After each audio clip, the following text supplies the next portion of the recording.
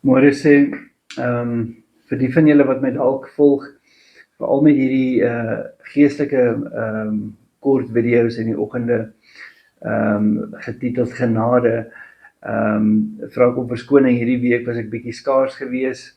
Ons het so, kom ons sê maar 'n effense gesondheids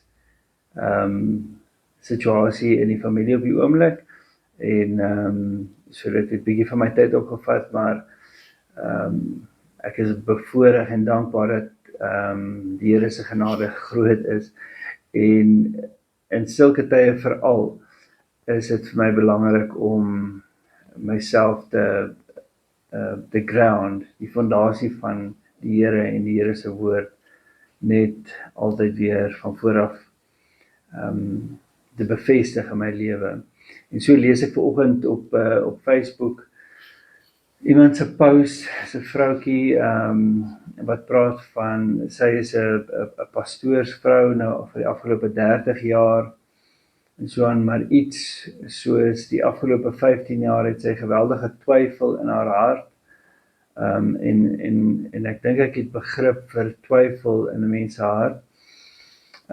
Maar dan brei sy uit daarop en sy praat van dat sy werklik sukkel om te glo op grond van die Bybel en die Bybel alleen, en dan is daar 'n hele uitbreiding oor 'n ander boek wat sy deurgewerk het om haar 'n sterker fondasie in haar geloof te gee.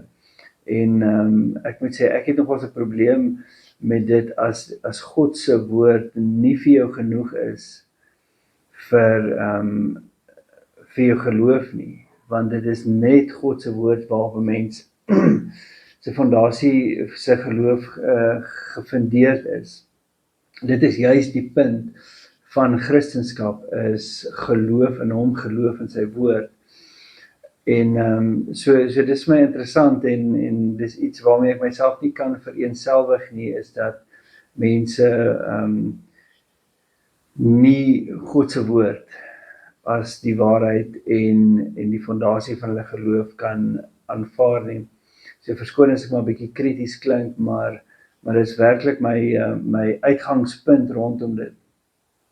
As iets of iemand anders se boekie of se werksboek of wat ook al die basis raak van jou van jou geloof of die feit dat jy glo, dan kan net sowel iemand anders se geloofsoortuigings van ander gelowe ook 'n rol begin speel in jou lewe, en dis gevaarlik. So vir my, wat my betref, is die Bybel is God se woord, en en dis op grond van sy woord wat ek glo, en that's that. En ek wil jou aanmoedig as as gelowige, dat jy jou kinderlike, onbevraagdbare geloof in die Here sit op grond van sy woord, op grond van die feit dat jy nie dink dat die Here gelieg het of nie die waarheid gepraat het in die Bybel nie.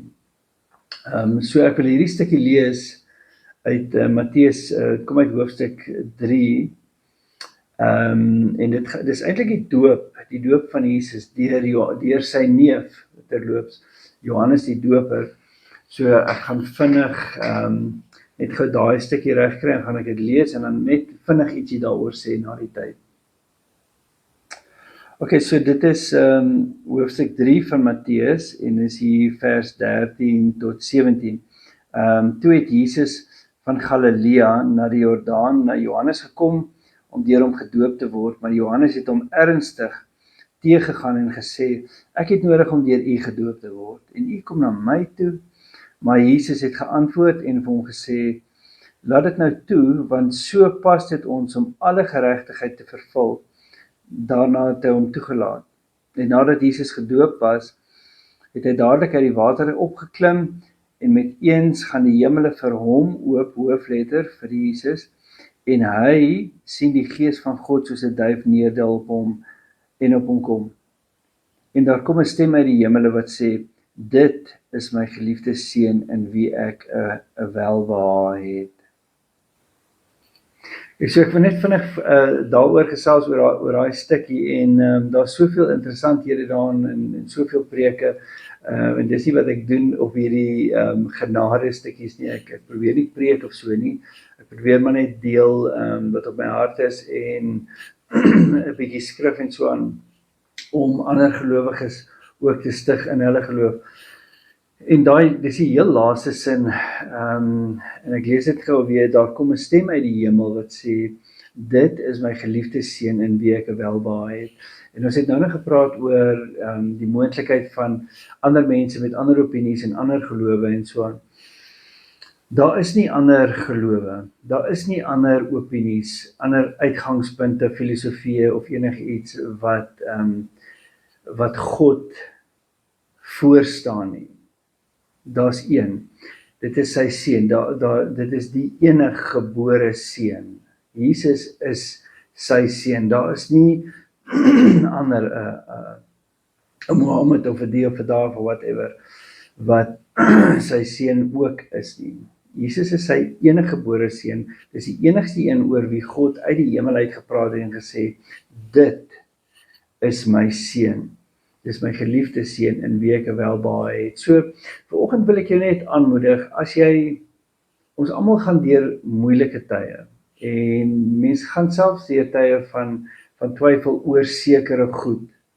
Maar ek wil jou net aanmoedig, moet nooit twyfel in God en in Jesus nie. Dis nie nodig om te twyfel oor God, sy seun en sy woord nie. Dit staan en dit staan waar en dit staan tot in alle ewigheid.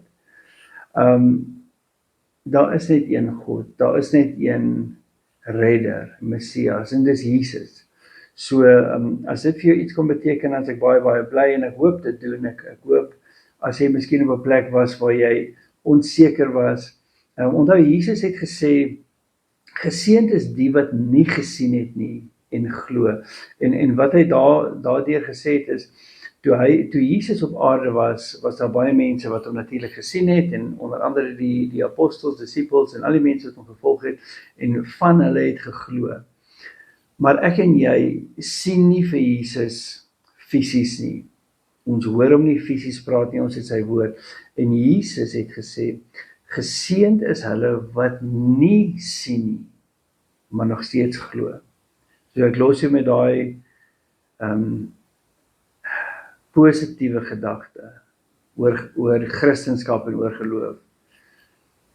Al kan jy hom nie sien nie, al kan jy hom nie fisies hoor nie, weet dit, hy is God, en hy is die enigste ware Messias, en Jesus is die enigste seun van God, wat God self gesê het uit die hemel met 'n hoorbare stem, dit is my seun in wie ek 'n welbehae het. Dankie dat jy geluister het. As jy tot hier geluister het, mag jy 'n mooi dag hê en 'n wonderlike week, en baie, baie liefde vir julle. Bye.